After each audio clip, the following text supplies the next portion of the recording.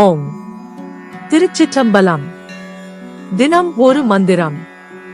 திருமூலர் திருமந்திரம். மூன்றாம் தந்திரம். வீராகமம். மந்திரம் 50. தொகுதி 9. சமாதி. பாடல் 606.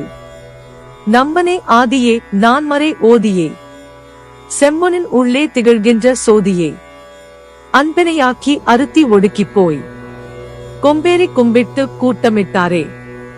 விளக்கம்.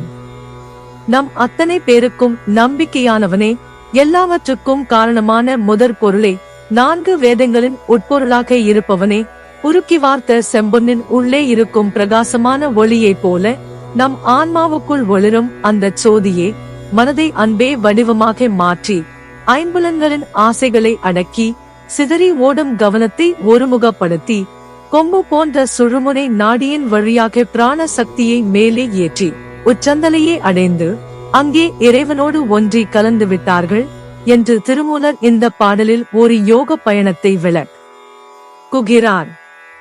இறைவன் எங்கோ தூரத்தில் இல்லை, செம்பொன்னின் உள்ளே திகழும் ஒளி போல நம் இதயத்திற்குள்ளேயே ஒளியாக இருக்கிறான். அதை உணர முதலில் உயிர்கள் மீது அன்பு வைக்க வேண்டும். ஆசைகளை குறைத்து மனதை கடந்து ஆழ்ந்து செல்ல வேண்டும். கொம்பு என்பதை முக்கியமான குறியீடாக முன்வைக்கிறார் திருமூலர். இது நம் முதுகெலும்பு தண்டுவடத்தின் வழியே செல்லும் சுழுமுனை நாடியை குறிக்கும். மூச்சு காற்றையும் கவனத்தையும் இந்த நாடி வழியாக மேலே உயர்த்துவதை கொம்பேறுதல் என்கிறார். இவ்வழியாக உச்சந்தலையில் உள்ள உயிர்மயத்தில் பிராணன் சென்றடையும் போது அங்கே பேரின்ப நிலை உண்டாகும். அங்கே தனித்தன்மை மறைந்து இறைவனுடன் ஆன்மா இணைந்து கொள்கிறது. வேதங்கள் போற்றும் அந்த ஆதிச் சோதியே அன்பு எனும் கருவியால் பற்றி புலன்களை அடக்கி யோக மார்க்கமாகிய சுழுமுனை வழியே காற்றை மேலே ஏறிச் சென்று அந்த பரம்பொருளோடு யோகிகள் கலந்து விட்டார்கள் என்பதை இத்திருமந்திர பாடல் வழியாக திருமூலர் நமக்கு போதிக்கிறார். Explanation. In this verse, Tirumular describes a yogic journey.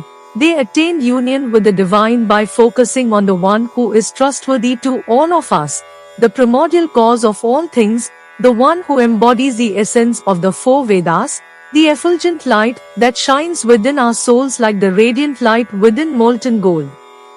They transformed their minds into pure love, subdued the desires of their 5 senses, focused their scattered attention, and raised the vital energy upwards through the Sushumna Nadi, which is likened to a horn, reaching the crown of the head, and there they merged and united with God.